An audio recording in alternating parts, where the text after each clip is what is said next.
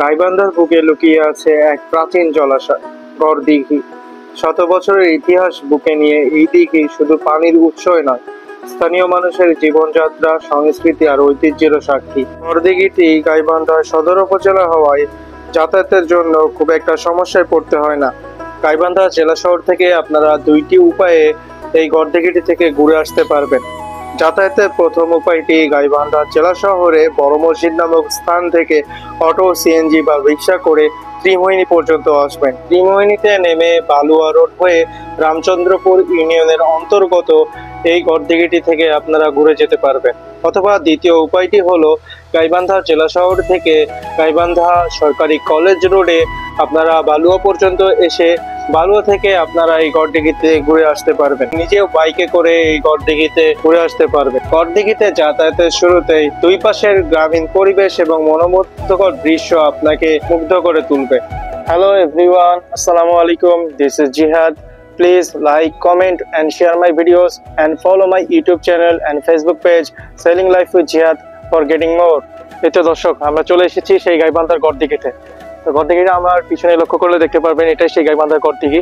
তো আমরা সামনের দিকে এগিয়ে যাই, আসুন।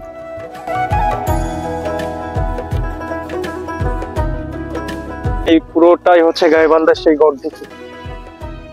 যদি গ্রামীণ বাংলার পরিবেশে হারিয়ে যেতে চান তাহলে এই গড়দিঘি আপনাদের জন্য একটা বেস্ট প্লেস হয়ে থাকবে। দর্শক, এটাই হচ্ছে সেই জায়গা, যে জায়গা আপনারা দেখার জন্য এতক্ষণ ধরে ওয়েট করে আছেন। এই গড়দিঘির ইতিহাস যদি আমরা জানি, সেটা হচ্ছে দিঘিটি জিনদের দ্বারা এক রাতেই সৃষ্টি হয়েছে। প্রাচীন কাল থেকে লোকজন এই কথাটাই শুনে আসছে, কিন্তু এটার কোনো সুনির্দিষ্ট প্রমাণ আজ পর্যন্ত পাওয়া যায় না। এই গড়দিঘিটি শুধু একটি নাম নয়, এটি হাজার বছরের গ্রামীণ ঐতিহ্য এবং ইতিহাসকে ধরে রেখেছে। শুধুমাত্র এই দিঘি নয়, দিঘির চারপাশের এই সুন্দর মনোরম পরিবেশ, গ্রামীণ পরিবেশ আপনাদেরকে মুখরিত করে তুলবে। দিঘিটির সঙ্গে মানুষের রয়েছে অত্যন্ত দৈনন্দিন সম্পর্ক। গোসল, ঘুরে বেড়ানো, মেলা প্রভৃতি বিষয়ে এই দিঘিটি গুরুত্বপূর্ণ ভূমিকা পালন করে থাকে। আপনারা লক্ষ্য করলে দেখতে পারবেন, এই যে গবাদি পশুগুলো এই দিঘির পাশে, দিঘির পাড়ে দাঁড়িয়ে তাদের আহার গ্রহণ করছে। এবং যখন ঈদের সময়, ঈদ উল ফিতর, ঈদ উল আজহা ইত্যাদি সময়ে এই দিঘিতে পানি শুকনো থাকে, তখন এই জায়গায় মেলা হয়। মেলার পাশাপাশি এখানে ঘোড় দৌড় হয়, ঘোড়ার প্রতিযোগিতা হয়।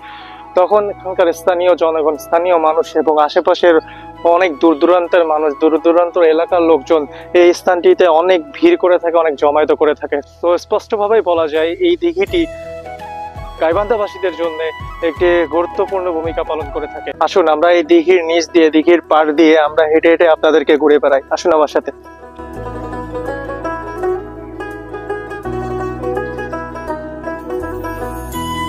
আমরা এখন দিঘিটির একবারে পানির কাছাকাছি চলে এসেছি। তো নিচে থেকে আপনারা যদি উপরের দিকে দেখেন, তো আমার থেকে কত উঁচুতে এই দিঘিটির পাড় রয়েছে। স্থানীয় জনগণ এই দিঘিটিতে তাদের গরম অনুভূতি দূর করার জন্য, একটু ঠান্ডা, একটু শান্তি অনুভব করার জন্য এই দিঘিটিতে গোসল করে থাকে।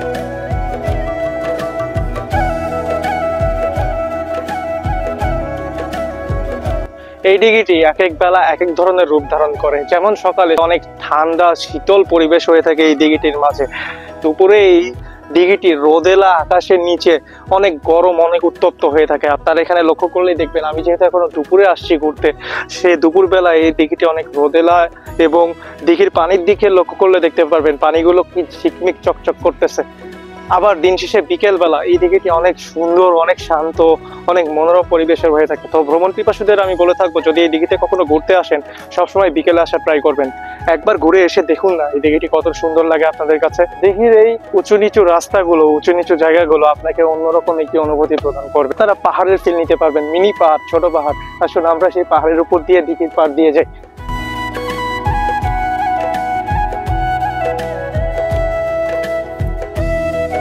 প্রতিমধ্যে আমাদের সাথে একজন স্থানীয় চাচার সাথে দেখা হলো।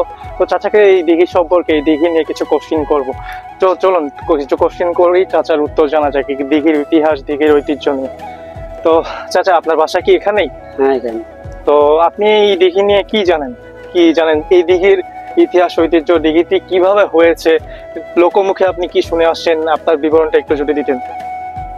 আমার দাদা মারা গেছেন প্রায় 80-90 বছর হয়ে। আচ্ছা। তখন ছোটবেলা ফুচকে ছিলেন। আচ্ছা। এটা কি গায়েবী হয়েছে না এমনি, তারপর ওনারা কিছু বলতে পারেনি যে গায়েবী হয়েছে না খরা হয়েছে তা জানা হয় নাই। কিন্তু কিছু ডিগির মধ্যে খরাখরি করলে ইট পাওয়া যায়, সেখন পাতলা ইট। আচ্ছা এই এক সময় মনে হয় সেই রকম রাজা গজার ঘরে ছিল। আচ্ছা আচ্ছা আচ্ছা, তাহলে এটার কোনো ইতিহাস নাই, এটা শুধু লোকমুখে প্রচলিত আছে। কিন্তু মেইন ইতিহাস হচ্ছে কোন এক রাজা, কোন এক কিংবদন্তি রাজা, অনেক আগের রাজা, সেই রাজার আমল থেকে এই দিঘিটি মনে হয় তারাঘাট সেই রকম ছিল। ঘাটগুলো আছে না, যে ঘাটগুলা বান্ধা আছে, মানে আগে পুকুরের যেরকম পানি নামার জন্য ইট দিয়ে ঘাট বান্ধা আছে না, সেটা মানে নামাগুলা ইট দিয়ে ঘাট বান্ধা আছিল। আচ্ছা আচ্ছা আচ্ছা আচ্ছা। আর হচ্ছে যে আমি শুনছিলাম যে এই দিঘিতে নাকি সোনার চালান ভেসে উঠতো আগে। দেখি নাই আমরা, কিন্তু আগে যখন আমরা ছোট ছোট আছিলাম গরু বসে নিয়ে আসছি, তখন ওই মাঝে মাঝে মাঝখানটা থেকে বলে দেখা গেছে বলে একটা ওই যে ঘাটা আছে না, ওই ঘাটাটা শুনছি যে বাঘে বাচ্চা করছিল ওই জায়গায়, বাঘে বাচ্চা দিছিল। তো এটা একটা নতুন ইতিহাস, নতুন একটা প্রচলিত কথা। আপনাকে অনেক ধন্যবাদ, অসংখ্য ধন্যবাদ। ভালো থাকবেন, আমাদের জন্য দোয়া করবেন।